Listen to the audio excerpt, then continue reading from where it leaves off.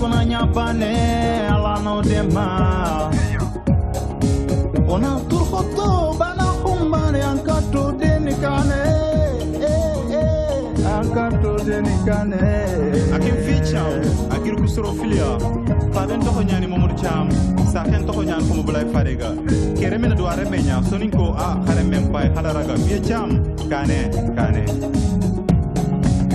Oti bane, oti hillo, oti siko ranya bane.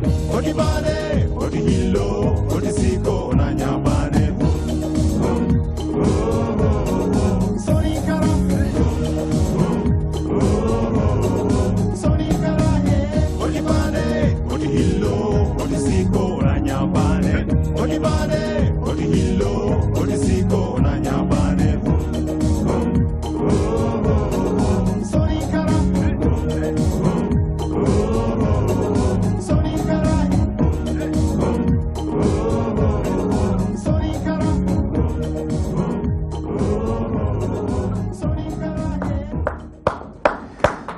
Et voilà, très bien, il se nomme tout simplement Vieux Thiam, artiste musicien. Bonsoir et bienvenue. Mbokk yi xarit yeeg am di jàmm yi, on est bien sûr le lundi 5 décembre 2016 sur les antennes de la DTV. Et comme vous le savez, c'est toi-même, tu sais, le premier numéro de la semaine. Donc, tey xam ngeen ne nous démarrons toujours l'actualité de l'Internet présentée par Adjara Cissé, borom Actubuzz, Chérie Bonardi. Donc, elle est là ce soir parmi nous, comme elle a l'habitude de le faire. Donc, quant à Pape Ousmane Cissé pour traiter l'actualité politique et sociale, ce soir, Pape Ousmane Cissé va traiter la cogère, la racine du mal. Mais en cela, il reçoit monsieur Serge Malou, directeur du financement et du partenariat avec les organisations, coordonnateur adjoint des cadres de la SICAP, coordonnateur national du mouvement SMS. Donc moom tey la ñu nar a waxtaanal lépp li nga xamante ne dafay soxal politique réew mi ba ci économie ba ci li nga xamante ne moom moo jëm ci wàllu social. Abdoulaye sera de la partie. Abdoulaye Ly pour votre rubrique high-tech, la haute technologie qui s'installe bien sûr. Mais quant à Valérie, l'actualité musicale, nous fera un bilan sur le week-end bien sûr. Donc mbokk yi xarit am di jàmm yi comme niñ koy tàmm di defee saa su ne, donc ñu ngi leen di souhaiter ngeen passer un excellent moment bien sûr avec toi même, tu sais, yaa ma gën a xam wala maa la gën a xam lu mu ci mun ci doon. C'est reparti pour 2 heures de show, 2 heures de live, mais 2 heures de divertissement. Nous allons vous instruire, vous informer, c'est important. Asalaamaaleykum Vieux Thiam, noo def? Waaleykum salaam. Baa yaa ngi am jàmm? Maa ngi am jàmm bu baax, sant yàlla. Xaw ma loo way waaye li nga ci wax moom nekk na lu baax. Ba tax na laata ma lay laaj morceau bi nu mu tudd dama naan kan mooy Vieux Thiam. Waaw Nicolas di wax salaamaaleykum waa Sénégal di nuyu ñëpp kenn ku nekk sa tur ak sa sant ak yéen waa kër gi fii vraiment seen liggéey rafet na ak suma grand bi toog. Monsieur Malou waaw monsieur Malou. Yéen ñëpp maa ngi leen di nuyu quoi. Donc kan mooy Vieux Thiam? Vieux Thiam benn artiste la nga xam ne si moom benn ethnie soninké la bokk quoi, maanaam ñu naan Saraxule. Mais voilà, bon, j'ai commencé ma carrière en 2004. waaw laa def benn single bu tudd Nawari, xam naa après ça dinañ ko play. Nawari, voilà, Nawari. Ça parle de quoi? Ça parle tout simplement soyez les bienvenus en soninké. Bon, parce que dañu gis soninké en général ñoom dañuy dem France xam nga di liggéey dans seen doole suñu ñëwee investir jënd ay kër affaire yu demee noonu xam nga, donc compté wuñu si kenn. Donc ma wax leen tout simplement jërëjëf si Saraxule quoi. waaw parce que man tamit bon sama devoir mooy loolu parce que fii laa juddoo yaroo fii, donc il faut me rendre leen hommage. muy nekk ay thèmes d'actualité. Donc 2004 à aujourd'hui lan nga jot a réaliser? Voilà. C'est important cette question. Tu sais que le showbiz du Sénégal, c'est toujours des problèmes comme ça. Da ngay teel a commencé à faire bëgg ko yor sa temps et tout, bon muy am ay gàllankoor man sax ça m'a vraiment étonné. Donc j'ai participé dans le festival Africa Cœur parmi les lauréats. Mon festival bi ñëw je l'ai passé d'une manière agréable. Donc après ça j'ai fait beaucoup d'enregistrements. Après j'ai fait des clips, voilà, et des programmes comme parfois Just for You. Bon, c'est ça. Morceau bi nga doon woy léegi moo tudd naka? Otibani. Otibani. Ça parle tout simplement nañu nekk benn. Voilà. Ñu bennoo. Bon, suñu Sénégal, suñu Afrique mën a jëm kanam. C'est important. Voilà, très bien. L'Afrique, berceau de l'humanité. Mais en cela, nous avons monsieur Serge Malou. Serge Malou, moom mooy directeur du financement et des partenariats avec les organisations muy coordonnateur adjoint des cadres de la SICAP. En même temps, il est coordonnateur national du mouvement SMS. Donc ñu nar a waxtaan ak moom lépp li nga xamante ne bien sûr di ngeen ci gis seen bopp bu baax a baax. Bonsoir monsieur Malou. Bonsoir. Vous allez bien? Ça va. Ça fait un bail? Oui, ça fait un bail. Non, bail. C'est important. Donc tout à l'heure, dinañ ci dellu si waat ànd ceeg Pape Ousmane Cissé. En attendant, nous démarrons l'actualité de l'Internet présentée par Adjara Cissé. C'est parti.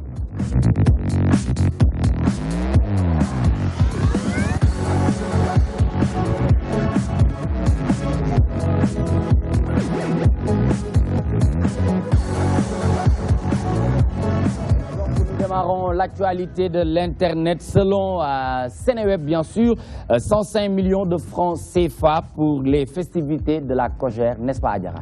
Vous l'avez dit Nicolas, les jeunes de l'APR n'ont pas lésiné sur les moyens lors de la 5e édition de l'université républicaine. Ils ont mis les petits plats dans les grands pour faire de cette bamboula une réussite, écrit un quotidien de la place qui informe que ces festivités de la Cogère ont coûté aux contribuables sénégalais 105 millions de francs CFA. Une source du journal indique que le président Macky Sall a casqué 40 millions de francs CFA pour appuyer les jeunes de son parti.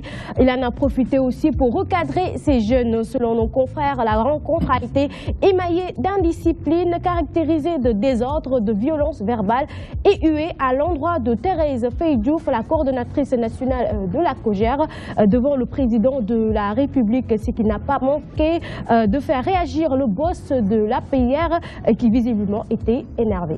Très bien, donc 105 millions de francs CFA pour les festivités de la Cogère. Donc loolu moo gën a fës ci li nga xamante ne moom mooy site internet bi ñu bàyyi Pape Ousmane mu résumé avant ñuy mën a seetaan li nga xamante ne moom mooy reportage bi ñu Adjara Cissé defal. waaw université républicaine ñuy wax ni liñ ci dugal pour organisation bi yegg na ci téeméer ak juróomi millions suñu koppar. Bon jaadu na jaadul xam naa peut-être man du sama rôle may koy apprécier mais ce qui est sûr mooy. ban analyse bi nga ci mën a am quoi. waaw man peut-être li ma wax mooy jaadu nañ xam après objectif bi lan la. D'accord. Est-ce que luy jëriñ la est-ce que amoon na njëriñ ñu tenir en université bu mel noonu buñ ci noppee ñu xam lan mooy objectif yi foofu laay mën a xam ba xam jaadu na am jaadul. Parce que parti la boo xam mu ngi nekk au pouvoir c'est forcé mu am ay activités pour massifier pour vraiment wane ni am na doole am na feeg nangam mais ce qui est sûr mooy 105 millions du caaxaan ci jamono joo xam ne ñu wax ni dëkk bi dafa xaw a bañ a utiliser expression ñenn ñi ne dafa xaw a jafe na donc buñ déggee ne ci wàllu googu am na ñoo xam peut-être ñu ngi au pouvoir ñu ngi amal festivités yu mel noonu dugal ci lu toll noonu quand même man je dis que ni bon dans un ci benn registre nekkul loo xam ne peut-être dañ koy rafetlu à 100%. Mais toujours est-il que li ma wax rek il faut qu'on pose des bonnes questions xam par exemple utilité li nga xam ne mooy le pourquoi ak aussi tamit objectif yi maanaam objectif yi ak lu waral ñu taxaw lu ni mel bu fekkee ne am na njëriñ pour askan ñu ne waaw tant mieux on applaudit mais bu fekkee ne dañu dugal à 105 millions yoo xam te ne après à la suite du am benn njëriñ waaw maanaam ñu génn noonu ci université bu rëy bu président Macky Sall ñëw ci mais amul benn jeexital bu muy def ci wàllu contenu ci wàllu vraiment am ay orientation yi ñu définir pour le futur donc man jàpp ne yàq xaalis la. Très bien, c'est important. Adjara defoon nga ñu benn reportage. Non, c'est une vidéo boo xamante ni leral.net moom moo ko publié.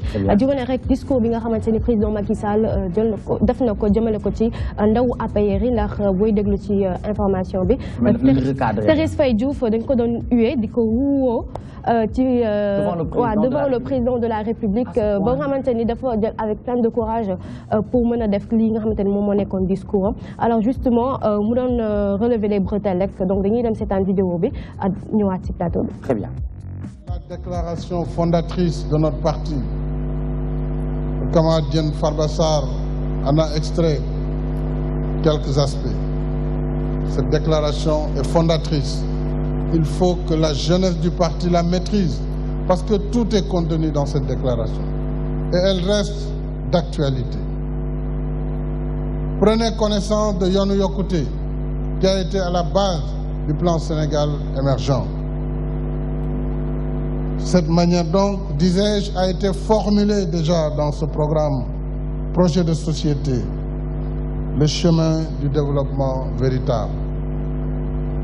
L'homme est le centre, le point de départ, comme le point d'arrivée.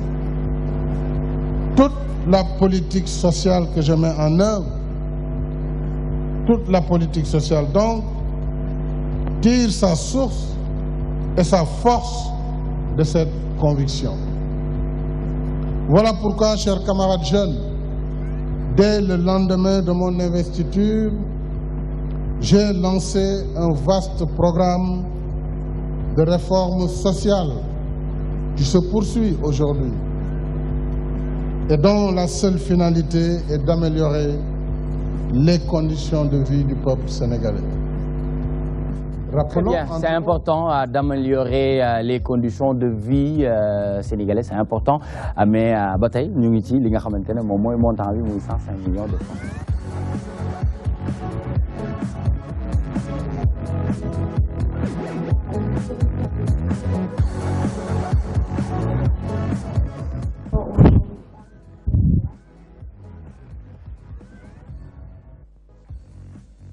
Et même sur l'eau. Ah, voilà, très bien. Donc, merci beaucoup, Adjara Cissé. Tout à l'heure, Moustapha Mougigno Léguini. En attendant, nous allons interviewer ou bien échanger avec monsieur Serge Malou. Moom mi nga xamantene tay moom moo ñëw yegg si ngir waxtaanee lépp li nga xamantene dafay soxal actualité politique bi 105 millions de nos francs CFA pour les festivités de la COJER.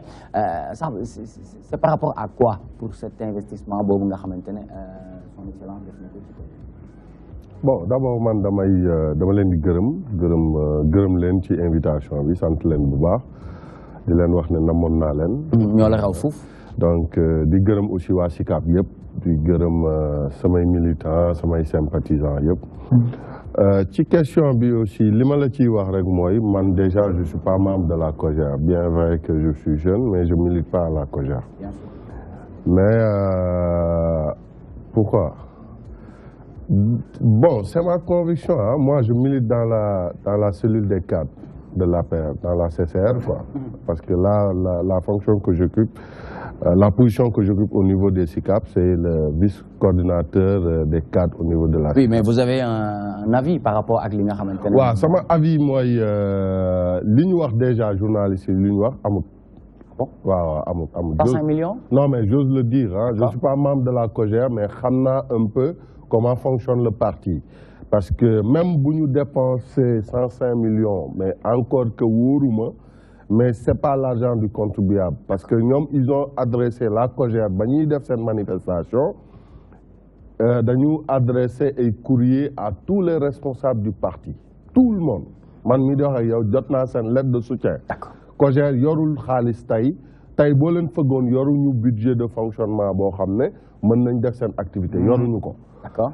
Le seul détenteur au niveau du pouvoir, aujourd'hui, au niveau de l'APR des fonds politiques, c'est le président de la République. C'est parce qu'il est président de la République qu'il détient des fonds. Mais amul ben instance tay bu la wax ñu ngi denc xaalis bii bërëb wala bii bërëb. Mais moo tax bu ñu ne c'est l'argent du contribuable moo permettre ñu organiser manifestation de la COJER. Moi, je balaye ça de revers. Loolu amul. Dañuy wax 7 millions boo xam te ne moom lay jot ci li nga xam te ne mooy fonctionnement COJER. Non, loolu amul. dañ leen di soutenir, c'est-à-dire que ñoom dañ leen di soutenir par rapport à cette manifestation. Non, seen activité yi ñuy def au-delà de waaw. Seen manifestation yi ñu def par exemple tournée yi ñu def ci réew mi yëpp. pour yooyu yëpp dañuy demander président dimbali leen wala ñu demander. mais caravane yi ñuy gis sa waay moyen la laaj de. Non, li ma la wax manifestation bii moom li ma ci wax moom dama ciy wax sama akulaay taala. Man personnellement dew moon parce qu'on avait au ministère de l'Agriculture dañ doon jàll en plénière le dimanche moo tax dew ma. Mais ils m'ont sollicité, la COJER. Ils m'ont sollicité. En vous adressant une lettre? Oui, une lettre, comme ils l'ont fait aussi à tous les responsables du parti. Ñëpp lañ ko defal. Donc, moi, je vous dis que xaalisu réew mi lañ passé loolu d'accord ma ci. Journalistes dañuy wax ni rek mais il faut vous vérifier aussi ces sources. Très bien, donc mais Pape Ousmane, c'est important de nous féliciter encore à nouveau ki nga xamantene mom moy madame Diouf Thérèse Faye ci renouvellement bi nga xamantene son excellence def nako par rapport ak bayyi bi mu ko bayyi ci bop COJER parce que ci cadeau ma ngi dégg mu naan mako fi tek mako fi bayyi té man ci man lay dépendre ba tay ma bayyi ko fi wala dindi ko fi tek fi kenen. Mais je ne sais pas si on devrait féliciter Thérèse ou non. Mais non, parce que dañuy gis buur xaxaa bi am yëpp ci jamono yi nii na jug ci bopp kii bi na jug ci bopp kii bi na jug ci bopp COJER mu am ci ay xeex gis nañu. waaw ñoom seen biir la quoique ñun duñu ay militants APR ñoom seen biir la. loolu la ñu félicitante mais li wér te wóor mooy peut-être ñun dañu am benn regard bu xaw a distant par rapport à ce qui se fait au niveau de l'APR. Très bien. Ak seeni ajustement et tout liñ ci rafetlu. ñu jàpp nañ li baax na ñu encouragé ko mu jëm ci kanam li nga xam ne par exemple jàpp nañ ne honoré wul deru Sénégal honoré wul jeune yi ñu doon c'est important. ñu taxaw ci aspect boobu aspect jeune. xam nga souvent bu ñuy waxtaan ci politique fii dañuy wax ni par exemple on veut bien que les jeunes ñu impliqué wu ci politique mais ñu am référence. Pas politique boo xam ne par exemple ni ñu gisee fii ay invectives di saagante xuloo fii pour am position. Autrement, d'accord. Parce que ñu bëri jàpp nañ ne xeexoo bi am cogère ci entre jeunes yi surtout ki nga xamante ne mooy réclamer départ ki nga Thérèse mooy que ni dañu bëgg a def benn bruit def tapage am nu ñu mel pour nit ñi mën leen a yëg sentir ni ñu ngi fii. Et ñun jàpp nañ ñu du politique boobu noonu la ñu bëgg ndaw ñu di inscrire donc ça c'est un fait boo xam ne tey Sénégal mën nañ jàpp ni mal la ci jeunes yi nga xam ñooy incarné politique mais ce qui est sûr mooy que ni comme le président Macky Sall ñu ko waxee ci discours am j'ai bien aimé am na ay mots forts yoo xam te utiliser ko par exemple buy recadrer di expliquer jeunes yi lan mooy finalité politique ak naka lañ ko war a déggee c'est important ci li nga xam te ne moom mooy wax na ko ci vidéo bi peut-être partie bi nga xam ne choisir na ko ñëwuñ ci mais man déglu naa intégralité li nga xam te ne moom mooy discours am bi fa demee mais da ngay comprendre un peu ci tout le temps day recadrer jeunes yi ne leen politique man ni ma ko jàppee ak ni ma koy définir ni ma ciy doxee mooy que li ñuy intéresse mooy in fine mooy améliorer conditions population yi ñu dund mais daal gis nañ ay CMU te tey sànq ci discours am tamit mu ngi ko réitérer pour wax na que ni moom ci sook boobu la appesantir pour que au moins mën a améliorer li nga xam mooy condition population donc on est en train de l'attendre ci bilan yi pour xool ba xam ci wax yi ak fee yi lan lay joxe. D'accord. Adjara Cissé. Man justement fi may ñëwee mooy par rapport ak Thérèse Faye Diouf parce que justement bon gis nañ ni le président a réitéré sa confiance par rapport à elle au même moment nit ñi di wax que ni bon je prends toujours les sources par rapport à ce qui est raconté par nos confrères disant que gis nga ñi nga xamante ne ñoom ñooy nekk di xeex Thérèse Faye Diouf dafa am ay ponkal yoo xamante ne dañ nekk seen ginnaaw di leen financer ñu mën ci sax cité kii dem ba ci Omar Youm ñu ngi koy cité waaw bon c'est les confrères hein, de toute façon moi je fais que rapporter les faits mais bon ni ngi yëngal pour donc ñu gis ni ci biir parti bi donc li xew mooy que déggoo bi daal des na te nekk na loo xamante ni dafay fës bu baax ci li ñuy doxalee. Très bien na gën a liggéey gën a dem ca kaw ca kanam ci lu baax comme ni ñu koy waxee ci toi-même tu sais plus haut plus loin plus fort tous ensemble donc c'est important li nga xamante ne moom la ñuy waxtaanee tey c'est important ñu fàttali leen ko muy indiscipline dans les rangs de l'APR la cogère la racine du mal aujourd'hui vous travaillez dans le financement nga ci yëngu mais am na loo xamante ne ñoom ci doon waxtaan ak Pape Ousmane Cissé ci li nga xamante ne moom mooy budget bi ñu voté pour 2017 ah ay milliards ak ay milliards ak ay milliards lan moo sabab loolu 360 milliards. Pardon 3360 milliards. 3360 milliards pour 2017 ah loolu moom luñ ci mën a xaar. liñ ci mën a xaar bari na c'est-à-dire que xam nga dañuy sant yàlla bi nga xamee ne d'année en année le budget augmente ça montre encore une fois que réew mi ngi dox. parce que réew mi bu dox loolu budget bi du yokk. mais kon est-ce que yow réew mi nga nekk ak réew mi ñu nekk bokk. non ñun ñëpp ci réew mi lañ bokk. ñun ñëpp ci réew mi lañ bokk. D'accord. mais bu ñu xoolee programme bi nga xam ne son excellence avec son gouvernement mu ngi koy déployer mais quand même du ñu ne lépp gongo. mais am na sur am na ci ponk yu bari yoo xam ne ñun jàpp nañu réew mi ngi dox. parce que bu ñu jàppee ci mbay rek laa lay wax bu ñu jàppee ci mbay production record yi ñu am tey. mais loolu c'est à saluer. ci wàllu wan. non dama lay jox ci wàllu ceeb bi. ci wàllu ceeb rek laa la jox. avant muy ñëw parce que ceeb bi dafa doon loo xam ne Nicolas dafa xaw a doy waar. parce que Asie tey le Sénégal est le premier pays pratiquement fait partie des premiers pays importateurs de riz dans le monde. Sénégal ñi ngi consommer 1 million de tonnes de riz par an. et baykat bi nga xam ne moo nekk Chine wala mu nekk Thaïlande di defar ceebam di ko jaay Sénégal prix am yow mënoo ko imposer prix bu muy jaayee moom moo lay jaayee prix bu ko soobee moom bu ko neex. état bi day subventionné à hauteur de 400 ou 500 milliards. 500 milliards de nos devises mooy génn te 500 000 est-ce que xam nga Pape Ousmane. 500 wala 200. non plus de. par année non bari na. benn point de déficit budgétaire xam nga lan la 100 milliards yi 100 milliards mooy benn point ça veut dire que kon on a perdu pratiquement 3 points wala 4 points yoo xam ne waroon nañ ko réserver dugal ko ci déficit budgétaire donc c'est des devises qui sortent président de la République ba mu ñëwee dafa ne dañuy arrêter il faut qu'on arrête il faut que ñu def autosuffisance en riz te loolu du slogan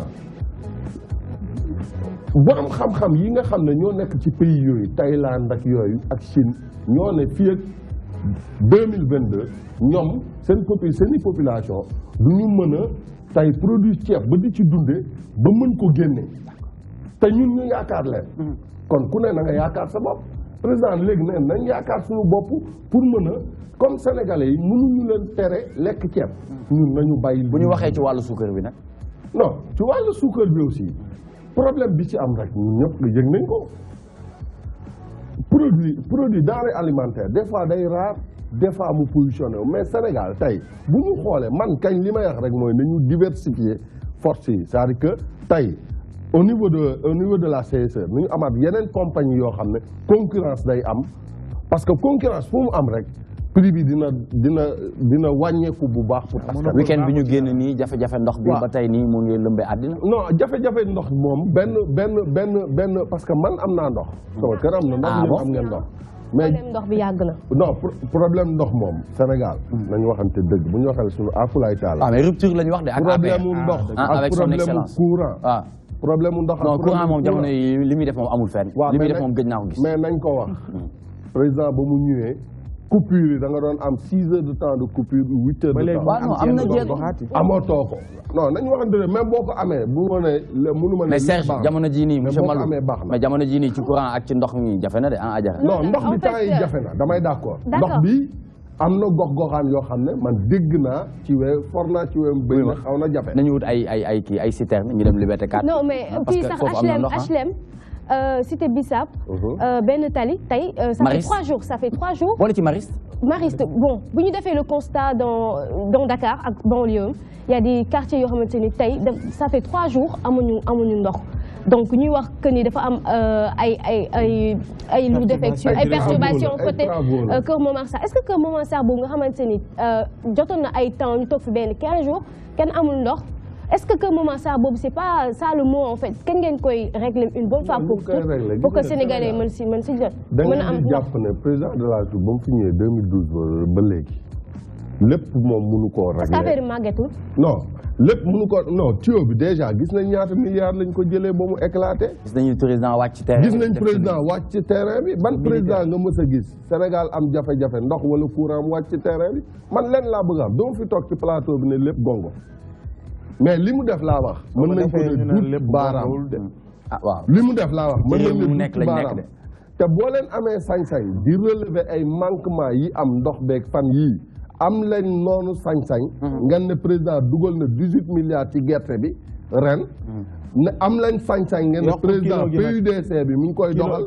am leen sañ-sañ aussi. ne joxe na 1 milliard ci ñi di def cinéma. voilà nee leen président joxe 300 millions ci culture urbaine. d'accord nee leen aussi président def na réalisation ci centrale solaire yi yu bokkal ak yu Malicounda. mais wax leen loolu ci wàllum éducation. mais ci wàllum éducation aussi déggoo li ma la soxna si nee naa la bu ñu gis rek lu ñuul parce que. mais day bëgg bëri. non mënta bari. day bëgg bëri. non mënta bari parce que nee naa la Macky Sall yàlla moo ñu ko indil. président Macky Sall. le président Macky Sall yàlla moo ñu ko indil man jàpp ma ne dama nekk ak moom nag lépp gonga parce que am na ci point yoo xam ne maa ngi ci biir nag. mais am na ci point yoo xam ne man xam naa ne des na. comme yan par exemple. yan point des na par exemple li ma la wax nii ci kon monopole suukar bi man jàpp naa ne ci sama xam-xam jàpp naa ne aussi si sama bëgg-bëgg war nañu mën a diversifier ba mu am ñett wala ñeent société sucre yoo xam ne de la même manière ñu am ko ci Sénélec aussi. voilà de la même manière ñu am ko ci Sénélec. waaw ñu gis ne aussi que projet yu mag yëpp maanaam daal Sénélec daal la ñuy jël au lieu que ñu jël milliards yi daf jëm ci créer leneen loo xamante ni dina mën a ñëw dooleel boobu secteur ñuy jël lépp milliards yeeg yëpp jox leen. rawatina ci li nga xamante ni moom mooy le plus de 40 milliards yoo xamante ni ko war a dugal ci benn projet d'électrification Sénélec moom moo koy gérer. alors loolu est-ce que mais 50 milliards biométrique bi nag carte d'identité biométrique. président weesu na foofu. président weesu na foofu. c'est-à-dire que il faut nga xam ne Sénélec fi mu nekk nii ci Sénélec courant bi muy joxe. léegi Sénélec xam président ban vision la am ce qu'on appelle le mix énergétique ñun weesu nañu. sax Sénélec li muy produire gis nga Sénégal gis nga président keroog boggal ak Malicounda toolu courant la bay boxal toolu courant la bay mais yéen ñëpp gis ngeen ko da ngeen di gis ay hectares ay centrales photovoltaïques mais loolu mooy ñëw compléter le déficit énergétique bu ñu am Sénégal te loolu Sénégal amu ko woon léegi loolu dañ koy saluer mais loolu nag c'est dans la durée la ñuy rey carrément. tey bu ñu gisee le président Macky Sall en tant que personne tey foo dem Dakar da ngay gis ay panneaux. ñu wane ko mu ne fàng ci mbedd mi. ci wàllu solaire. ci wàllu solaire ci lu mënti nekk est-ce que loolu c'est en fait adapté à ce qu'on s'attend d'un président. que ni wane sa bopp ba mu ne fàng à la personne. ñun du ñu ay imam du ñu ay prêtre politique la ñuy def. la ñu def dañ koy wane ndax askan bi ñoo ñu jox mandat. président bu defee centrale dinañu wax ne président def na centrale li ma fi indi tey wane ne président ci wàllu mbay bi def na ci wàllu courant def na politique muuma du ko def. léegi lu mu def da koy def panneau il faut que mu def ko panneau wane ni lii laa def. créer visibilité quoi. non mais da ngay non. mais dama ne loolu dama ci d'accord il faut communiquer nous sommes dans l'ère de la communication yow d'accord nga ci li ma la mais il faut communiquer. président bu communiquer wul tey lan ngeen di wax journaliste il communique pas assez donc il faut beaucoup de communication bu ma sañoon. tey li mu def nee naa la amul benn président ci Sénégal bu ko def nañu tey benn panneau Macky Sall l'homme du solaire le président Macky Sall l'homme du solaire nañ ko taf ci buntu kër ku def ndax loolay dëgg. mais est-ce que yegg seegul na ci askan bi tamit c'est vrai que li ngay wax ni c'est un grand pas de géant bu mu def mooy jéego bu am solo mais est-ce que tey askan bi commencé nañ ci mais dama ne Nicolas léegi d'accord nga ak man ne coupure 6 heures de temps de coupure 8 heures de temps de coupure yi amoon ci Sénégal jamonoy pas Maguette Kébémer bi amatul. mais d'accord mais loolu lay dëgg. léegi nag l'homme du solaire ñëw na mais l'homme du solaire leeralal ñu lépp. ñu gis télé ay tool man jour boobu damaa taxaw gis ay hectares dama ne non à perte de vue. non dama ne non waa ji fu ñu jëlee xamuñu ko sax. di ko sant bu baax le président. ndax xale la. ci at vraiment par rapport ak.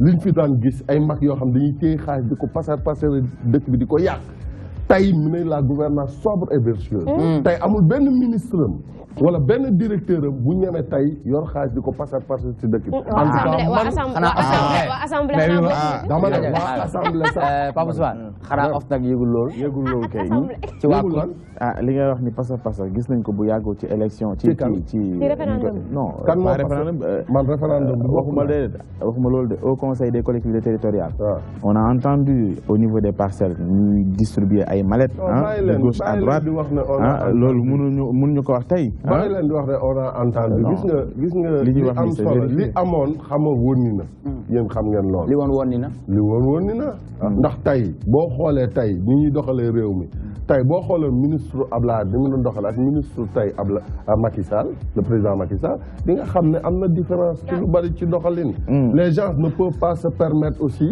di yàq xaalis wala di def li leen ne li ma la wax nii dama ko gëm parce que dama ko dund man maa ngi ci biir nekkuma ci biti xam naa ministre Abdoulaye Wade yi daan nañu am 1 million de crédit téléphone président ba mu ñëwee da ko dindi ñun ñii ñëpp les directeurs dañ la calé dañ la collé non 100 000 francs de forfait crédit nga am sa téléphone. mais coowal masse salariale ba léegi mu ngi fi. non amul 800 milliards de francs. wallaay amul même carburant. Vous en avez combien? Les 1000 litres d'essence dañ ko supprimer. Et là vous êtes en. non mais léegi on a même pas 500 litres on a même pas 300 litres. ah bon? ah oui. non la ma ne loolu yëpp lañ ko xaalis boobu yëpp ak suppression yenn agence yi la président dajalawaat yëpp. mais teewul ba léegi ci masse salariale bi ba lay wax ni dañ ko dund. ba léegi ci masse salariale bi on parle de 800 milliards de francs CFA alors que tey boo jëlee fonction publique ñi nga xam te ne par exemple ñoom ñooy fonctionnaires yi ils sont 2/3 de la population en fait paradoxe boobu noonu yéeme na aussi. non xam nga paradoxe bi li ko indi. c'est-à-dire que fonctionnaires yi seen bopp d'accord naa il coûte trop cher en état. trop 800 milliards. mais bul wax rek gouvernement fonctionnaires yi de manière générale. parce que au-delà des y a les magistrats. non le président am na corporation yoo xam ne du moom moo koy nommé. mais le président nomme les membres du gouvernement am na corporation yoo xam ne c'est pas le président qui les nomme. c'est pas le président qui les nomme. ku ci mel ni ban je suis désolé. par exemple non bari na magistrat c'est pas le président qui les nomme. ñoom dañoo jàng def concours nekk magistrat. nekk ci administration. léegi ñetti at yu ñu yokk nii. non non le président décret lay nommé. D'accord. Mais au-delà du décret, il y a ce qu'on appelle l'arrêté. Le ministre est habilité à nommer quelqu'un par arrêté. Mais un chef de service, man midi directeur, man, je peux faire un contrat. Mais tu es d'accord que le masse salariale de stabiliser? Non, je suis d'accord. Mais en quoi faisant? Non, je suis d'accord. Au-delà de ça, je suis stabiliser. Parce que les fonctionnaires aussi, parfois, je suis ingénieur agronome, ingénieur de fonction publique, mais 200 000, 300 000 comme salaire, c'est gravissime. Ah oui, là où on parle aujourd'hui de hausser un peu le salaire des fonctionnaires, non, système d'énumération, il faut que nous regardions, peut-être jaruñu ko. Non, d'accord. Dëkk tam buy dox nit ñi dañ ko war a yëg aussi les fonctionnaires nañ leen fay li ñu leen war a fay parce que benn enseignant boo xam ne wala benn ingénieur boo xam ne am na bac plus 5 wala bac plus 6 ñu koy fay 200 000 300 000 ci Ndakaaru bii loolu wax dëgg yàlla mais dama bëgg nga ñëw aussi ci fii ñu dépasser un peu ci indiscipline dans les rangs de l'APR. Nous avons Cojer la racine du mal. Yo partagé nga loolu. Xam nga man loolu moom mënu ma ko partager. Déjà man je suis pas je suis pas membre de la Cojer et bëgguma sax dugg seeni problème. Li irrité président de la République ba mu xaw a mer. Non président rappeler à l'ordre. Non président merul. Président loolu mooy rôlam. Gis nga Cojer, gis nga parti politique Pape Soine. Sénégal wax ma ban parti politique moo amul yëngu-yëngu. Parti politique ci fonctionnement. Mais mu civilisé quand même. Non même des civilisé mais xam nga dóorante ku la dóor moom fayu bi moom doo ko natt. ku la dóor. fayu bi booy fayu doo ko natt. te de ku la dóor moom maa détaillé. non ku ma dóor moom laa mu joolaa laa ko. Très bien donc dinañ ci dellusiwaat léegi nii en attendant il vient de nous rejoindre sur ce plateau il se nomme monsieur Lamine Sow. Lamine Sow moom mooy technicien supérieur en création multimédia nekk initiateur ak manager Urban News Sénégal donc Lamine Sow baa yaa ngi am jàmm. ñoo ngi sant yàlla nekk yitte yi ñoo ngi sant yàlla très bien li ñu nekk di waxtaanee dafa nekk wax wàllu askan bi ci wàllu réew mi gouvernement ak ay population mais tey nii en tant que technicien supérieur en création multimédia ngay initiateur loolu nga xamante ne moom mooy Urban News Sénégal yow tey boo xoolee ci réew mi nga nekk nii ban lecture nga ci am ci wàllu ci li nga xamante ne moo ñu ëmb ñun ñëpp. Avant tout d'abord maa ngi remercier ñëpp di remercier ñu bokkal plateau di remercier téléspectateurs yi. D'accord. En fait Sénégal ñun ñëpp gis nañ ni mu demee ñëpp xam nañ Sénégal actuellement nii d'un côté mu am na côté buy avancé am na côté boo. mais est-ce que bi ngay ñëw sangu nga sax est-ce que amoon nga ndox kër ga. ah non mooy waaw ñun nag c'est-à-dire maa ngi dégg problème ndox bi quoi. mais côté bu ma nekkee au moins amoon naa tuuti bu ma sangoo quoi amoon naa tuuti bu ma sangoo mooy côté Yaraax bi noonu quoi. d'accord côté Yaraax am na tuuti ndox amoon naa tuuti mu la ma sangoo quoi. d'accord man sama gàlle. d'accord xaw ma nag yeneen gàlle yi. mais est-ce que da nga ubbi robinet bi est-ce que demoo ci tànk bi ci suuf a suuf. non man dama ñëw fekk ñu tànqal ma nag quoi. mais dégg naa ñu naan ndox manqué na. d'accord très bien donc tey ban lecture nga am ci ni nga xamante ne moom la son excellence président de la République du Sénégal yoree réew. en tant que jeune oui. man dama gis ne carrément politique bu président bi di nekk di def actuellement nii man moom j'apprécie quoi parce que vraiment j'apprécie. vous appréciez. d'accord waaw. j'apprécie quoi. waaw doy na ko waaw dañ ko déglu mu daaneel waaw. parce que soo dee xool man maa ngi gis parce que nit ku nekk su commencé benn affaire tant que gisoo finalité bi doo xam affaire boobu njëriñ bi quoi. parce que am na yëpp lépp luy commencé si idée lay commencé. donc dañuy war a bàyyi ba ba mu affaire bi am concrétisation. comme ça ñu doog a mun a juger opérer quoi. Le président il est en train de faire des choses nga xamante ni c'est à saluer. il est en train de créer. macha allah donc pour man c'est à saluer ñu pousse ko mu dem ci loolu noonu parce que dëkk bi Sénégal man pour le moment amaguma xëy. mais c'est un technicien ah. c'est un technicien supérieur en création. mais da nga nekk initiateur nekk manager Urban News Sénégal. Urban News Sénégal lan moo tax a jóg loolu. En fait, Urban News, c'est la première plateforme de presse en ligne dédiée aux cultures urbaines du Sénégal. Donc, on a vu que Urban News, le rapport il est venu à son plein temps. Parce que ça, nous, côté communication, si le milieu hip-hop, il faut manquer. Donc, du coup, il fallait que nous ayons un genre carrefour d'essence d'information. Carrefour ba nga xamanteni day permettre ku nek Kaolack xam lu xew Dakar. Day permettre ña nga xamanteni ñoo ngi def hip hop nek en France ou bien aux États-Unis am ben aperçu sur hip hop Sénégal. Parce que carrément les gens par ici ñoo ngi liggéey. Ça fait combien de temps biñ ko créé ak tay? Biñ ko créé c'était le 24 avril passé, amagul ça même pas un an. Et machallah gars yi apprécié nañ ko. Kon tay mën na jox Adjara Cissé parce que dafa melni comme site internet là comme ay Sénéweb comme Dakar Actu. Kon defe naa Adjara légui war na mën a commencé di ci liggéey. waaw ay bagages. oui parce que loolu ko tax a jóg quoi ñun bëgg nañu dem ba benn moment képp kuy soxlati mooy actualité hip hop. doo dem wëri keneen da ngay ñëw si carrément si Urban News parce que ñun ñu koy def. dinañ fa fekk lan biographie lan lañ fa war a fekk. y a du tout. c'est-à-dire am na biographie am na lyrics gars yi am na news gars yi am na album yu bees yi mixtape yu bees yi am na sax ay portraits ay biographie. Donc pour man y a du tout quoi. Donc pourquoi le choix Urban News Sénégal? Urban News Sénégal ça le fait urban c'est-à-dire les cultures urbaines.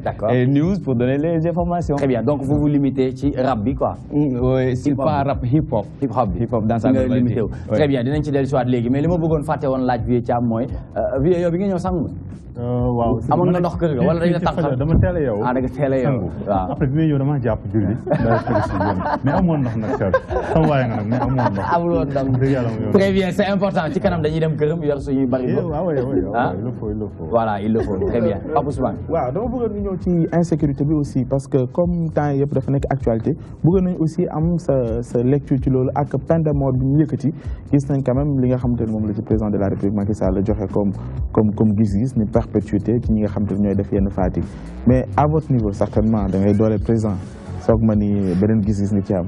Bon du ma ne damay dooleel président mais damay analyser rek en tant qu'acteur politique en tant qu'intellectuel. Parce que déjà peine de mort mooy ku rey ñu rey la. xam nañu ne Sénégal fu mu toll nii fan yëpp yu mujj nii déjà di jaale mbokku. Vous êtes pour Matar Ndiaye. Peine de mort. waaw peine de mort. Ma ne vous êtes pour ou contre? Non je suis contre. Je suis contre. li tax ma contre ko laa lay expliquer. Déjà ki nga xam ne faat nañ ko sunu responsable bi Pikine man personnellement dama koo xam. jour boobu mi ngi ma fekk Touba mais dama jóge Touba pour ñibbi si fekkee loolu. Donc ñu nekkoon ci njàqare bu mag ñun APR nekk ci tiis bu mag mais loolu warul tax aussi ñu war a jeng wala ñu war a jaaxle parce que dëkk aussi sérénité moo koy yor ak lucidité. Parce que peine de mort Abdoulaye Wade moo ko fi génne ci constitution bi depuis 2004 peine de mort ci dëkk baaxul parce que Sénégal dafa si ratifier ay conventions. Des conventions internationales avec des pays, avec des organisations. mayu ko tay mu dugg mu appliquer peine de mort. Encore que man dama jàpp ne la violence ne se répond pas par la violence. Est-ce que non lañ ko war a apprécier? Non, parce que quand même boo nee peine de mort warul mën a tekki ni violence par la violence. Mais xam nga lu tax ma ne peine de mort warut am Sénégal. Parce que la justice elle est faillible. Elle est irréversible et faillible. li tubaab di wax maanaam boo xasee ba àtte rek. di nga juum mais après la ñuy xam ne duñ juum. da ngay xool aux États-Unis par exemple tey taux de criminalité bi foofu la gën a magee si ay dëkk yu ñuy wax ay Milwaukee wala ay Minnesota. dëkk yoo xam ne tey criminalité yi ñu ngi tourner vers 70%. te pourtant États-Unis tey kenn du waxu sécurité c'est la première puissance mondiale. Est-ce que ci angle boobu lañ ko war a mën a gisee parce que souvent ñu bëri ñu mel ni yéen loolu lañ joxe comme argumentaire. Non États-Unis nangam mais est-ce que ci angle boobu réellement moom. non xam nga man ci angle bi ma koy xoolee mooy Sénégal déjà justice bi du ma ne justice su Sénégal c'est à l'abri de toute reproche non sunu justice dëgëragul bu baax boobu. Donc nit ki mën nañ ko lu ci bëri dañuy exécuter nit ba pare même États-Unis doo rendre compte que ndekete nit ki deful woon dara nga am ñaari ñàqare loolu baaxul. mais est-ce que yéen maîtriser ngeen maanaam bu ñu nee peine de mort parce que quand même peine de mort dafa am ay garde-fou du ñëw rek ni nit rey nañu rey ko il faut que tamit am yoo xamante ni mooy wane carrément ne que ni diw def na crime bu war a tax ñu rey ko est-ce que nit ñi ñu ngi bàyyi xel peine de mort garde-fou yi ñu ci teg. waaw mais xam nga enquête ay nit rek ko koy def Pape Ousmane des fois nit ñi dañuy juum xam naa ne à 99% mën nañu wax dëgg justice mën na wax dëgg mais à 1% mën nañu juum te 1% boobu mais c'est à considérer mais perpétuité tey am na sunu artifice juridique. Perpétuité mooy maanaam nit ki dañ lay tëj sa giiru dund. mën nañu la sax tegaale travaux forcés. mais loolu tey ak peine de mort mais benn la dégg naa sax nañ ñi wax nañu appliqué nañu teg charia parce que Sénégal dafa bëri ay musulmans gis nga nañu bàyyi naafeq bi bu ñu bëggee tey état islamique nañ def état islamique teg charia mais bu ñu génnee rek peine de mort bàyyi charia ku rey ñu rey la ku sàcc ñu dagg sa loxo yéen ñi soxna yi ngeen def burka seen kanam kenn du lay bàyyi cheveux naturels yi bàyyi message loolu la est-ce que loolu bu laalu woon tey gouvernement di ngeen am yenn propos yi est-ce que tey bu nekkoon laal nañ kenn koo xam ne jege na leen mu metti leen est-ce que tey dinañ attendre à ce que le président génne ne violence bi de bëri na lii est-ce qu'on pouvait s'attendre à ça. mais li nga wax ni ça devait être le contraire li nga wax ni parce que kii nga xam ne faat nañ ko nee naa la man suma yaay la man mii di wax ak yow dama ko jooy président de la République Macky Sall. Ça fait même pas 2 mois ba mu ko demee jaale dëju jëkkëram borom këram borom këram. bien sûr waaw parce que dafa fekkoon mu nekkoon parce que dafa fekkoon di tëj. avant loolu di am ay séries yu bëri de meurtre amoon na fi est-ce que tey c'était le moment propice wax ak population bi yëpp est-ce que mënu woon nekk loo xamante ni comme ça mu njëkk ko def. loolu bu ko si fekkee ñu xam ne loolu fekk am na si mais bon d'accord mu njëkk def la. sama question. maanaam c'est par dafa rapport bëgg wax au fait li mu far maanaam ki ñu far gi mu far ak yéen moo tax président de la République xëy na ñu dégg kàddoom mais li ko jiitu amoon na ay meurtres yu amoon mais xëy na dégguñu ko woon ci ba ñu yëkkati ay peine de mort parce que on se rappelle le taximan qui a été tué te yëkkati woon nañ fi peine de mort maître El Hadji mu ko doon wax mais dégguñu ko ci wax mais bi muy dem di jaale ci lañu dégg mu joxe position moom président de la République loolu lay wax est-ce que nuruwul par parloo daal non bu leen juum du par parloo parce que ki nga xam ne moo faatu adjointe la vice-adjointe au niveau du conseil économique social et environnemental. Une institution. Bien. Une institution. D'accord. ñaareel bi kii faatu ki ñu faat adjointe au maire la de Pikine. ñetteel bi ki ñu faat mooy responsable des femmes bu APR biir Pikine ki ñu faat institution la à 2 niveaux. D'accord. da di maire. c'est une personnalité non quoi. c'est une personnalité. dafa bokk ci institution yoo xam ne président mënutoo woon bañ a maanaam ci gàttal daal bokkut ak ñi ñu faat benn ci dara ci statut non mais maanaam ci àtte bi daal faaw nga am statut daal non du loolu wala dañoo war a reconsidérer ne ay sénégalais la au même titre que sénégalais yi faatu avant moom Ousmane waaw dama bëgg mu leer rek da nga ne pour na leer li tax moo tax may indil ñaar yooyu non da nga ma laaj lan moo tax président addu ci li tax président addu ci tey laa la wax man waxuma institution bi mu incarné institution bi mu incarné ma lay wax parallèlement ni waaw su fekkee benn doomu Sénégal bu lambda boo xam kenn xamu ko il est tapis dans l'ombre dee ci anam yu doy waar comme ni ñu ko gisee ni ñu koy ñaawlu est-ce que proportionnellement président de la République daf ci war a yëkkati kàddoom wala dafa war a bàyyi ba institution comme ni nga ko waxee yëkkati ñu laal leen wala dañoo war a yemale Sénégalais yëpp au titre au même titre man yéen journaliste damay am problème ak yéen parce que des fois da ngeen di bëgg wax ci gerte bu ñu kii sax nu ñu ko waxee dugub bu ñu bojji ak bu ñu bojjiwul ak bu ñu bojjiwul léegi ban moo la ci gënal yow man bu ñu bojji moo ma gën bu la bojji moo parce que bu ñu bojji day nooy baax très bien léegi ñu bàyyi la nga àddul ci li nga xamante ne moom la lay laaj waaw moo tax may wax ci li may laaj déjà yàlla suñu borom non la question elle est claire non la question elle est claire la réponse aussi sera extrêmement claire et d'une dimension exceptionnelle déglu ma gis nga yàlla suñu borom moo tëralee nii àddunaam président yàlla suñu borom sax yemalewul dafa sàkk ay yonent ne yonent yàlla Muhammad sallallahu alayhi wa sallam mooy gën ci mbindeef dëgg la nga bëgg ma man yàlla suñu borom man mi sàkk asamaan ak suuf te bañ yonent yàlla Muhammad sallallahu alayhi wa sallam boo dee ma laq la kon wax day jeex yàlla ci boppam mooy far donc ñun ay mbindeef lañ d'accord am na ñi nga xam ne jot nañu faatu wala ñu faat leen président addu wu ci mais ki nga xam ne le président addu ba ñu dégg kàdduwam président c'est le président de tous les Sénégalais. Mais teg na fi ay corps yoo xam ne mooy la police la gendarmerie ñi nga xam ne ñi ngi def seen liggéey boobu parce que sénégalais bu ñu faat police ak gendarmerie dinañ def seen liggéey mais ki nga xam ne moom la ñu faat mais dafa bokk ci nga xam ne ci ëttu président la nekkoon. D'accord, on a compris. nekk jigéenam nekk yaayam. On a compris. C'est-à-dire nekk yaayam li ma leen wax nii c'est très sensible. C'est significatif. parce que président affaire da ko touché. du ko touché parce que nit koo xam ne da nga nekk ak moom depuis 2009. D'accord. ba ñuy choisir au conseil économique et social nga tànn ko teg ko ci def ko sa responsable femme mais kooku sa yaay la. Très bien, merci beaucoup monsieur Serge Malou, mon directeur du financement et du partenariat avec les organisations, coordonnateur adjoint des cadres de la SICAP. En même temps, il est coordonnateur national du mouvement SMS. Donc ci noonu dañuy delluwaat ànd ak Adjara Cissé, les propos fraîchement recueillis de l'internet d'après ActuBuzz. Deuxième actualité, drame à Mermoz, un mur s'effondre et tue 4 enfants. Encore un accident macabre dû à l'état défectueux des bâtiments dakarois hier dimanche au quartier Mermoz Pyrotechnie. Je m'excuse, le mur souterrain d'un bâtiment en chantier s'est affaissé sur 7 enfants qui jouaient non loin de là. 4 petits garçons âgés de 9 à 10 ans ont trouvé la mort dans l'accident et 3 autres ont été blessés par le mur. Selon Barthélémy Diaz, ce drame a occasionné par le laxisme des autorités qui refuse de mettre le DESCO, c'est-à-dire Direction pour la surveillance et le contrôle des sols. Très bien. Merci beaucoup Adjara Cissé pour la deuxième partie de l'actualité de l'Internet. Selon Seneweb toujours, un mur s'effondre et tue 4 enfants. Donc Pape Ousmane, dégg nga li nga xamante ne xew na foofu ci commune bi nga xamante ne moom mooy Mermoz Sacré-Cœur ci commune Barthélémy Diaz. Donc tey ginnaaw bu ñu leen jaalee masawu leen ci li nga xamante ne moom moo daanu ci seen kaw mur boobu noonu jafe-jafe yooyu dafa mel ni ci wàllu construction ba tey duñu xool anam yi nga xamante ne noonu la ñuy tabaxee.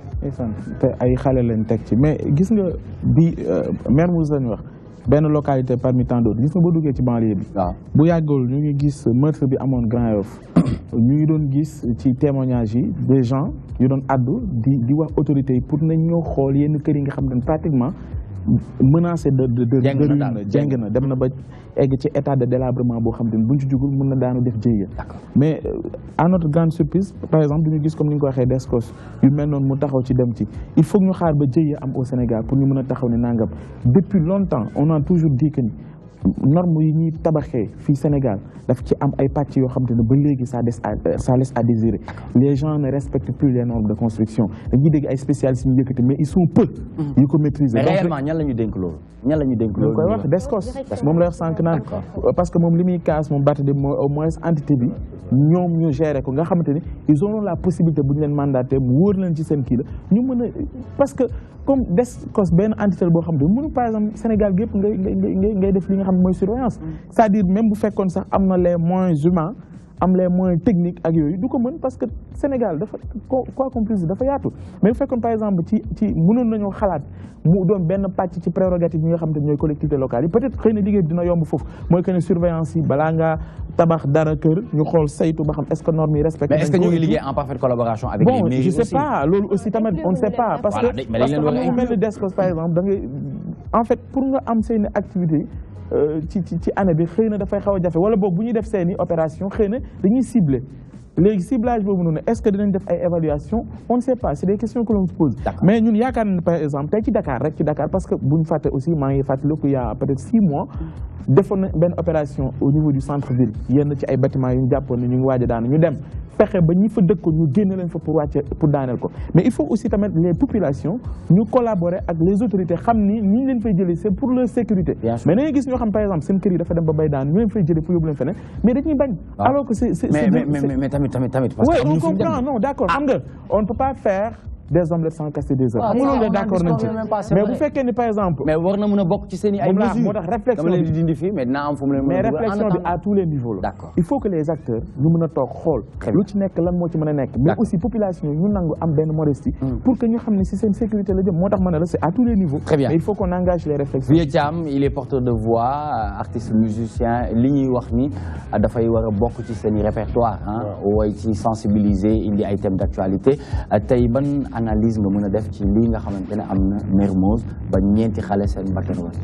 bon di ko naqarlu di ko ñaawlu parce que tamit bon xale yooyu xam nga génn àdduna foofu suñuy xale lañ suñuy doom lañ. c'est des innocents. c'est des innocents ñoom ils n'ont rien fait n'est-ce pas même cas boobu moo arrivé man Pikine bi ma jógee c'est récent yàggul noonu comprendre nga Aridis donc benn dal boo xam ne dafa wàcc ci kaw ñoo xam ne c'est en pleine nuit ñuy nelaw affaire bi daanu seen waaw voilà 0 mètre ak fi ma dëkk noonu si fajar bi noonu donc yii dañ koy ñaawlu di wax état bi mu jël si ay mesures xam nga bañ a seetaan citoyen yi di def lu leen neex quoi voilà construction bu ñu gis que ni baaxul ñu arrêté chantier yi waaw lu ñu leen signalé ñu ñëw xool mesure nu ñu leen def ñu déplacé leen daal di tëj bâtiment bi comprendre moo gën a wóor parce que xale yi dañuy football lu ne la ñuy def xale xamul man jaar naa si yow jaar nga si kenn xamul danger tey nu nga def ba màgg ni yàlla la suturaal mais xamul donc ñun dinañ si liggéey. Très bien, merci beaucoup Vieux Thiam.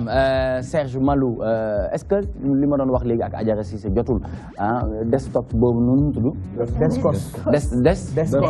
Descos voilà mu liggéey en partenariat ak mairie ngir ñuy gën a mën a saytu li nga xamante ne moom mooy dëkkuwaayu askan bi.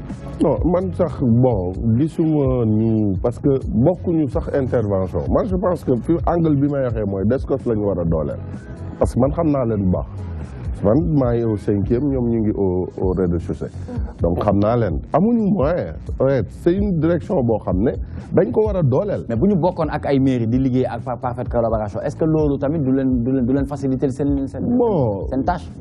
waaw plus ou moins mais li ci gën a am solo daal mooy direction bi ci boppam dafa war a am ay inspecteur wala ay corps de contrôle. mais yow mënoo toog fi naan dafa war a am yéen a nekk ci nguur gi. xam ngeen li war mais def leen ko mais bul toog naan. mooy directeur du financement. mais quand même et du partenariat. dafa war a am dañ leen fay teg pour ngeen amal loolu.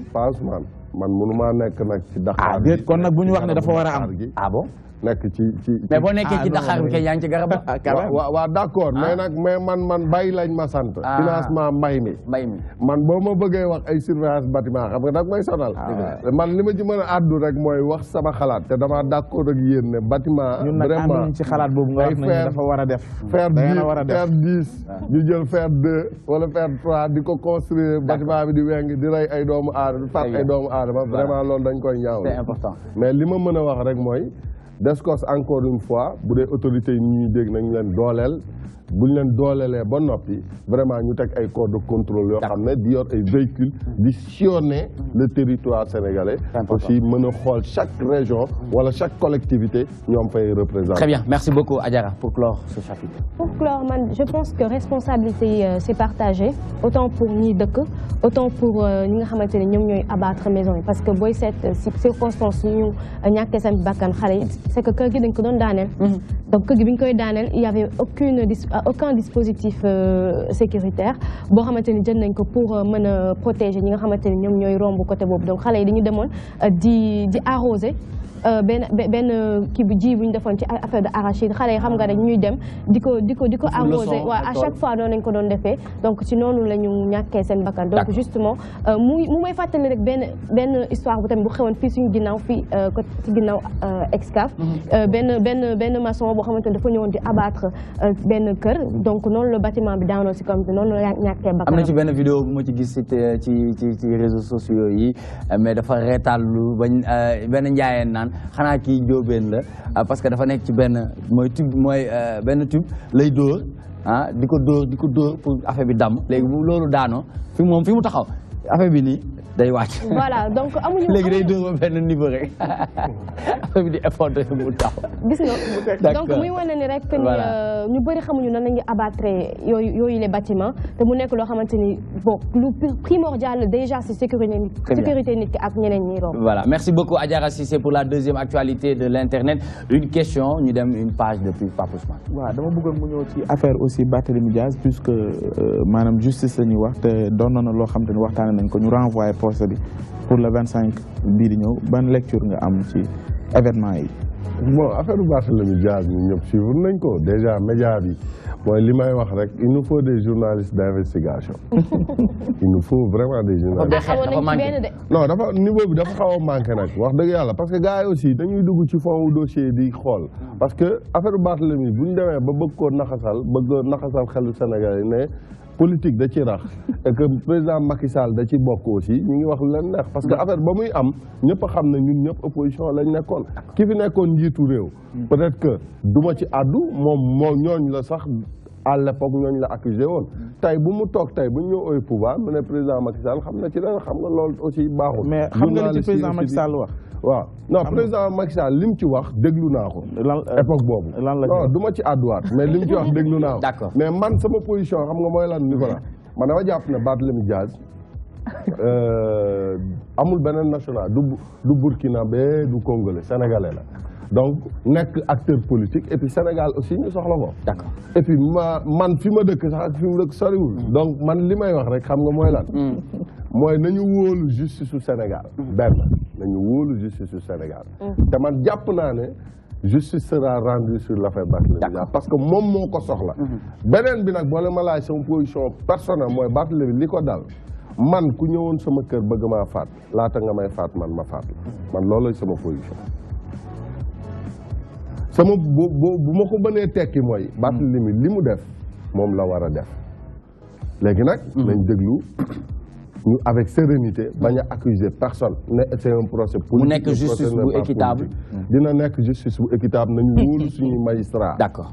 Très bien. Merci beaucoup, monsieur Serge Malou, directeur du financement et du partenariat avec les organisations, coordonnateur adjoint des cadres de la CICAB, coordonnateur national du mouvement SMS. En cela, bien sûr, tout à l'heure, nous recevoir Koutumeni Valérie, Koutumeni Abdoulaye sur ce plateau de Toi-même tu sais. Nous vous proposons une page de pub.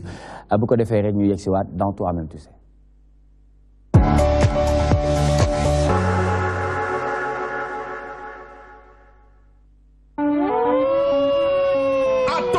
Attention, Dixon TV et Orange vous présentent Noël avec la star internationale Maître Gims. Le 25 décembre se prépare le plus beau cadeau de l'année, Maître Gims en concert live. Alors rendez-vous tous au Monument de la Renaissance africaine à partir de 19h. Le 25 décembre, Maître Gims à Dakar, la Live Entrée 10 000 francs, VIP 30 000 francs, espace lounge sur réservation. Infoline 78 225 17 17. Dixon TV et Orange, Maître Gims à Dakar. On y go la famille!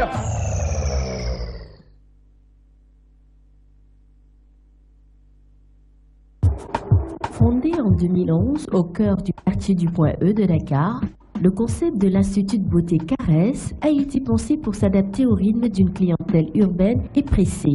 Écrin de calme et de bien-être, vous y serez agréablement reçus pour une escale beauté du lundi au dimanche sans exception. La frénésie de la vie citadine s'y estompe, tout est conçu pour vous permettre de vous évader le temps d'un rendez-vous avec soi-même. Caresse, c'est aussi l'expertise et la qualité de conseil d'une équipe de maquilleuses, d'esthéticiennes, coiffeurs et coiffeuses professionnelles, formées et expérimentées pour répondre à vos attentes. Ceci nous permet aujourd'hui de mettre notre savoir-faire au service de votre beauté. Chez Caresse, seul compte le talent, la passion et la créativité. Caresse vous propose dans la partie Institut l'ensemble des soins traditionnels, soins du corps, soins du visage, beauté des mains et des pieds, épilation et sauna. Dans la partie coiffure, outre la qualité des prestations, l'équipe du salon est entièrement à votre écoute pour satisfaire toutes vos envies, le tout dans une ambiance très agréable. Chez Caresse, les produits utilisés sont choisis en fonction de votre type de peau. Les soins sont réalisés avec des gammes de produits conçus par des marques mondialement reconnues. Soins du corps, manucurie, maquillage, coiffure. Chez Caresse, l'attention portée à chaque détail, c'est la différence. Caresse, le bien-être, la beauté.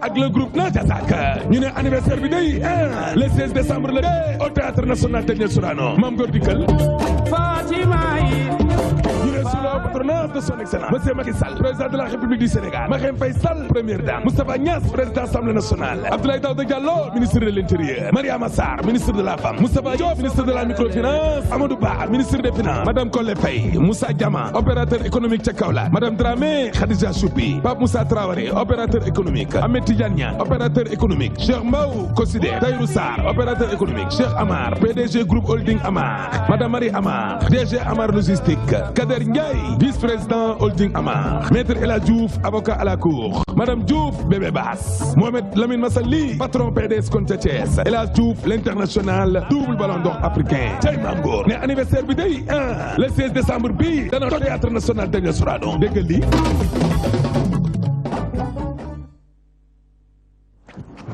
xam nga lan lay daw parce que je suis au Lamantin Beach de Saly ici à Mbour dîner de gala échange carte de visite ci décor bu nice bi.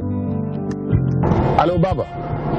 Boubacar soirée échange carte de visite. Non maa ngi la koy yëgle léegi waa Sénégal yëpp nañ ko dégg Baba. Ce sera le 10 décembre au Lamantin Beach de Saly une soirée échange de carte de visite Baba am di war a toj foofu en spectacle.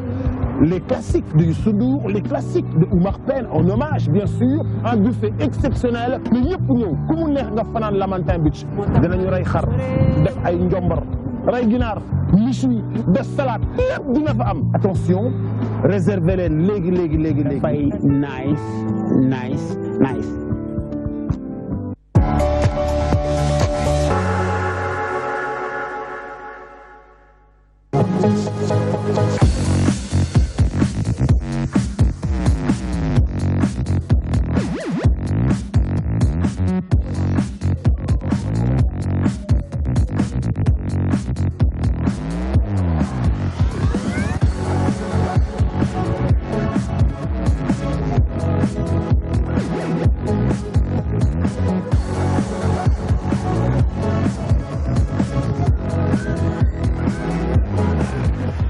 Très bien, merci de nous recevoir chez vous, très chers téléspectateurs. Donc, comme on a l'habitude de le faire, vous divertir, vous instruire, mais aussi vous informer. Et il vient de nous rejoindre sur ce plateau, Valérie. Bonsoir Valérie. noo def. ça va week-end bi dafa yëngu dafa digg doom dafa calme nu mu def. yëngu woon na lool sax. digg doomul de daa yëngu. ah bon lu tax woo ma ci. ah yow tamit foo nekkoon na ba ñuy def suñuy jëmp yi gisoo ñoom lugu samedi gi lañ ñëwee. ah bon seeni basket ak seeni jëmp. kon da ngeen ma ku. waaw. d'accord maintenant vous partez sans moi. non samedi prochain. samedi prochain man maa leen fi xaar xam naa ba samedi prochain. Merci beaucoup Valérie. Tout à l'heure elle fera l'objet de l'actualité musicale nationale et internationale, c'est important. Donc ñu dellu si waat ci ki nga xamante ne moom mooy le grand Lamine Sow pour la aado borom nag ak meewi. Donc tey c'est vrai yow yaay initiateur bi yaay manager li nga xamante ne moom mooy Urban News Sénégal wax nga ma li ko tax a jug depuis kañ nga ko créé et tout, mais aujourd'hui lan mooy programme bi exactement ak sensibilisation bi nga xamante ne jàpp naa ne yaa ngi koy def. waaw parce que actuellement dañoo nekk si benn campagne de communication façon de mieux waxtaan ak Sénégalais yi ñu gën a xam mooy l'importance de Urban News, de pourquoi il a été créé. Parce que day xool ñun suñu acteurs culturels dañoo am benn manque si au niveau de la toile, raison pour laquelle ñu ne dañuy indi Urban News te suñu indi Urban News pas pour ñun, pour amateurs yi la kon donc ñoom ñoo si war a mën a jàpp maanaam xam nga di dem di xool site bi de temps en temps di ñu pousser. ñaata adhérents nga am fu mu toll nii. si site bi. c'est-à-dire si groupe nooy def collaboration ak artistes yi pour ñu mën a bokk. ah ok non actuellement nii ñun de buñ ko créé ba léegi ku si artiste buy def événement wala nga am loo xewle da ñuy woo ñu ñëw jàpp si domaine de communication bi et tout jour événement bi ñu ñëw couvrir ko et tout dem dugal def noonu la ñuy defee. da ngay def ay recrutement am nga ay journalistes am nga ay animateurs. ñoo xamante ne actuellement am nañ ay journalistes am na. kon yow am nga liggéey am nga xëy.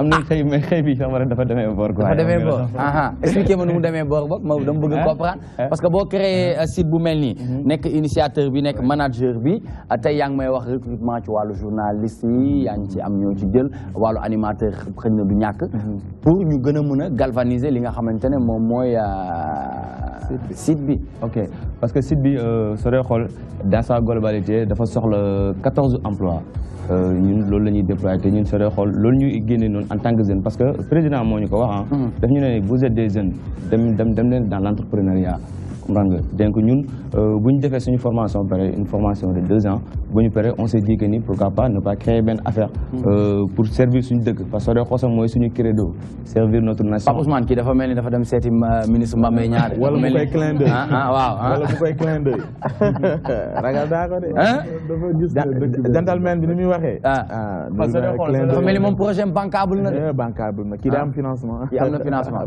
d'accord waaw suñu amoon financement yi dinañu arrangé parce que ñun loolu soo dee xool ñun loolu la ñu indi quoi dañoo def suñu credo mooy servir notre nation à travers notre passion. D'accord. Parce qu'on est des jeunes. dëgg la ñun suñu passion mooy hip hop. mais si biir hip hop boobu noonu si la ñu namm développé suñu réew. D'accord. Donc du coup xam nga soxla nañu ndimbalu président soxla nañu ndimbalu ñeneen ak ñeneen gars yi jàpp ci. comme ça affaire mu gën a mun a avancer quoi. D'accord très bien Adjara nga ne. Ah non, man ci dóor bi rek laa doon ñëw. Day dóor da nga jàpp kii day dóor président Macky. Ah ci président Macky la nekk. Ah non mais c'est nice hein. Vraiment. Initiative bi surtout ak contenu site bi. parce que déjà booy xool ci image yi défilé nga xam ne am na qualité quand même. am na qualité am na liggéey aussi. Donc man ma bëgg a xam rek genre comment vous travaillez avec les journalistes par rapport au recrutement par rapport à apport bi ñu andi est-ce que dafa war a am journaliste spécialisé dans la culture urbaine ou je veux savoir. Actuellement ñaari journaliste lañu amagum quoi. C'est-à-dire quelqu'un mooy kenn ki mooy nekk rédacteur en service kenn ki mooy journaliste sur le terrain quoi. léegi ñoom c'est-à-dire nekkuñu ay journalistes spécialisés du hip-hop mais c'est-à-dire dañoo nekk ay journalistes mais des amoureux du hip-hop. donc am nañ ci benn aperçu. C'est des passionnés quoi. C'est des passionnés xam nañu baax lu ñuy def. donc ñooñu suñu téye seen plume di bind bokkul ak ka nga xamante ne dafa jógee Seneweb di bind quoi. waaw bokkul mënul nekk la même chose parce que kii nii moom bien avant muy nekk si Urban News da doon dund hip hop donc moom si bindee sa day xool da ngay gis. am style en fait jargon. day am jargon en fait. Badou ko jaay. Badou jaay nga ci bind bi. non ku ko jàng war a mën a jàng souvent da ngay xaw a jàng de l'objectif quoi. da ngay won fi nga far quoi. waaw da ngay far. d'accord. non mais c'est-à-dire far bi sa man su fekkoon far am na je vois pas le mal à ça parce que soo dee xool rappeurs yi hip hop bi amuñu ko leen waxal. da ngay xool da ngay gis benn incident bu ndaw ba nga xamante ni c'est négatif gars yi jël ko def ko nii te pourtant y a des choses yi nga xamante ni c'est positif et gars yi n'en parlent pas donc ñun suñu créé c'est pas pour opposer à eux mais c'est juste pour xam permettre suñu gars yi ni leen ni carrément kat li ngeen def ñun gëm nañ ko te li ngeen def c'est bien. xam lu mu bëgg a wax. Très bien non foo féetee ci nag bi rek foofu nga mën a waxee. moom fan la nag bi fu mu la féetee rek da nga jàpp ne moom fan la féetee ci nag. non peut-être xëy na ci pooj bi wala ci ci ndawal bi dëggantaan. Très bien merci beaucoup Pape Ousmane Cissé Vieux Thiam 2004 à aujourd'hui réalisation yi est-ce que benn single la ñaari single la album la mixtape la EP la lan la exactement. Oui Nicolas beaucoup de morceaux quoi qu'on a fait n'est-ce pas pas un album parce que après dafa am benn stand-by bu ma def xam nga dem eggali sama carrière ci leneen dem takki jabar am njaboot comprendre nga xam naa ngeen ba tax loolu tamit ci mission bi la ko tàcc loon Alaaji Sala Bigué xam naa yaa ngi martu fa nga toog nam nañ la lool nag sama mag ji def naa sama effort waa léegi sa carrière sa beneen carrière mooy takki jabar uti njaboot mooy beneen carrière léegi nag waay doon na Serge kon loolu carrière la Serge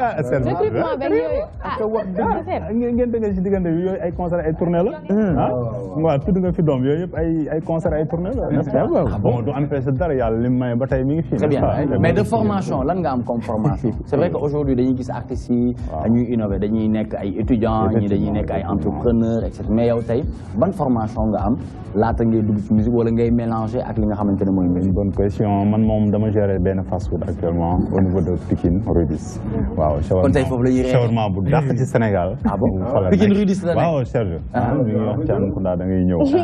hamburger pataay comprendre nga. norvégien brochette. panini am na panini. gisoo ni ma leere. voilà panini am na panini waaw. lu tax nga may reetaan wax nga lu tax nga may reetaan. da ngaa ne panani ma foog ne da nga feebar borom. non panani laa wax panani. non c'est du R et je peux rien du tout. dis-moi. am na panani. waaw am na panani. oui ma Valérie. panini. oui ma dañ fay dem tey wala. kii après. non yu moom. bon après xaw ma seen goût parce que ñii dañuy bëgg ketchup ñii duñ ko bëgg.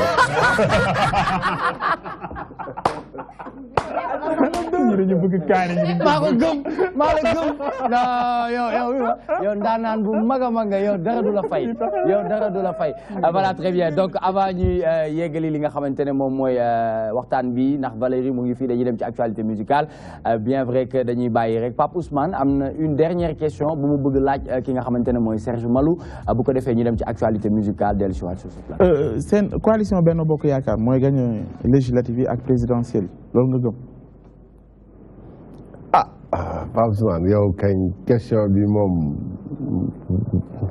question la de. mais c'est tellement évident que moom xam nga sa war ngaa xam sama réponse. non parce que bu fekkee c'est évident réponse yi dafa war a gaaw. waaw non dama ne moo xam nga ba ma ko waxee damaa ree. xam nga lu tax ma wax la loolu c'est tellement évident. ma laaj la lu tax ma laaj la ko. waaw dama doon xool sa réaction parce que bi fi taxaw Dakar jaaree romb leen yéen ñëpp dañu ne fan la Khalifa Boys yi jaar.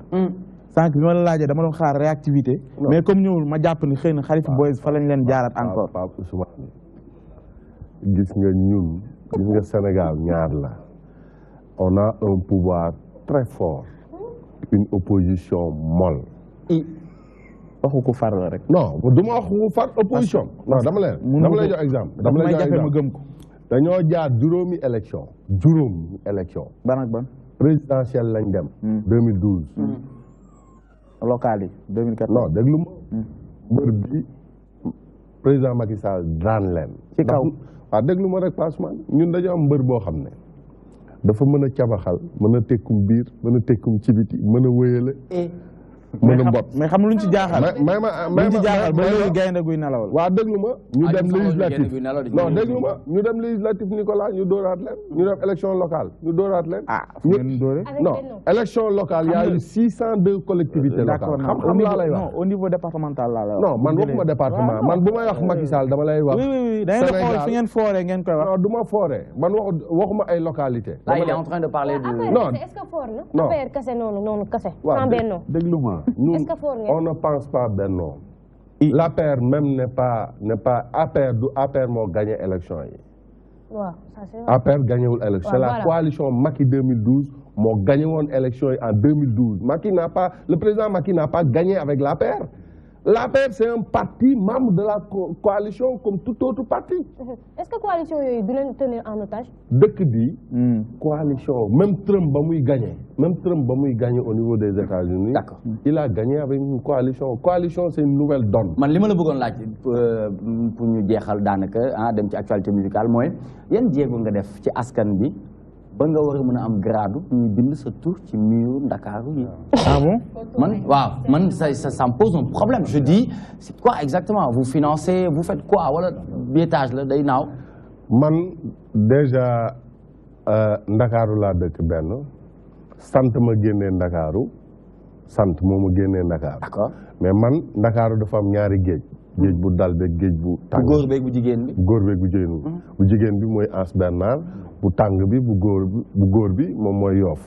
donc man dama juddoo Dantec yaroo Ngor Yoff. màggee Sicap Liberté 4. D'accord. donc dama mës a laaj sama papa Abdoulaye Matar Diop le grand sëriñ. suñu baay ñun ñëpp.